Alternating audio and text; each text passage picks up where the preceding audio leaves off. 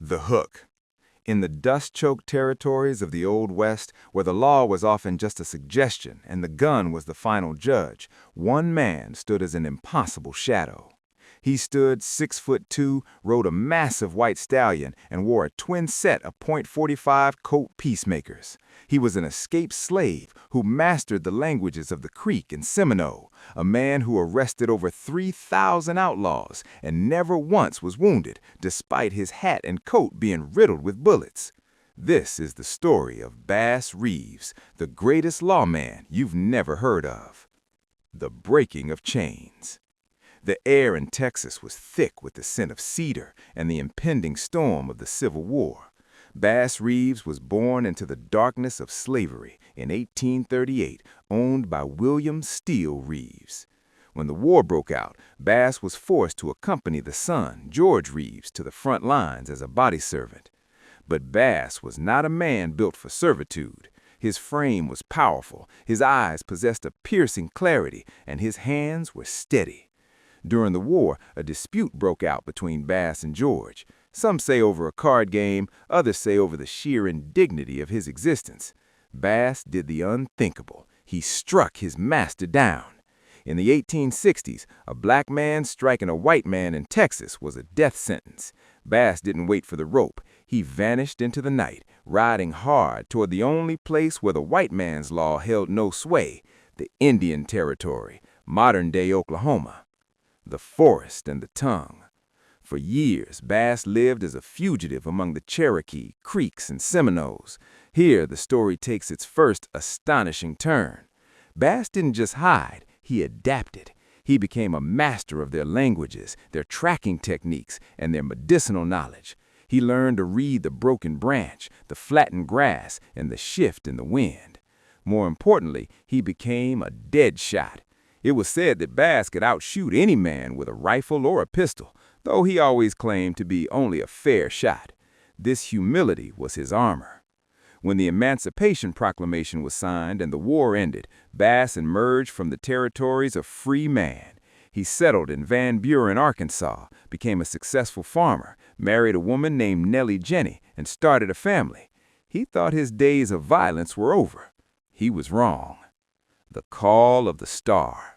In 1875, the hanging judge, Isaac Parker, arrived at Fort Smith. The Indian Territory had become a haven for the most desperate characters, murderers, horse thieves, and whiskey runners who fled the states to escape justice. Parker needed 200 deputies to tame a wilderness the size of a country. He needed men who knew the land, men who couldn't be bribed, and men who could speak the languages of the tribes. When they told him about a giant of a man living in Van Buren who knew every inch of the territory and could out-track a bloodhound, Parker didn't care about the color of Bass's skin. He handed him a badge.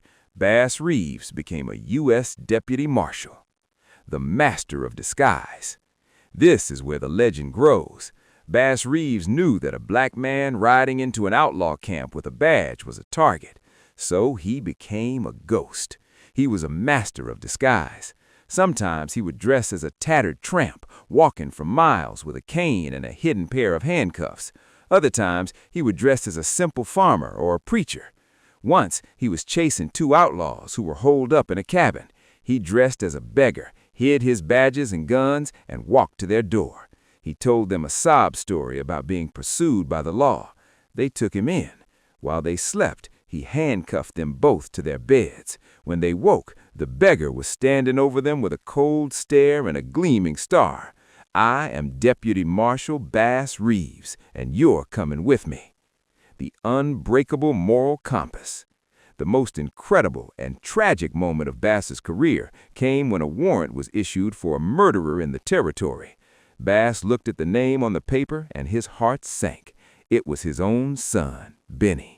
Benny had killed his wife in a fit of jealous rage. For 2 days, no other deputy would touch the warrant out of respect for Bass. The hanging judge was prepared to let it slide. Bass stood up, his face like stone. "Give me the writ." He tracked his own son, arrested him, and turned him over to the court. Benny was sentenced to life in Leavenworth. To Bass Reeves, the law was not a set of rules. It was a sacred oath. He believed that if he didn't uphold the law for his own blood, he had no right to wear the star. The 3000 and the legend of the Lone Ranger. By the time he retired in 1907, Bass Reeves had arrested over 3,000 criminals. He killed 14 men in the line of duty, always in self-defense. Despite having his hat shot off his head and his belt buckle shattered with bullets, he was never once wounded. Historical researchers often point to Bass as the primary inspiration for the Lone Ranger. The horse, he rode a silver-gray/white horse. The calling card, he often handed out silver dollars as a signature. The companion, he worked closely with a Native American assistant similar to Tonto while tracking in the territories.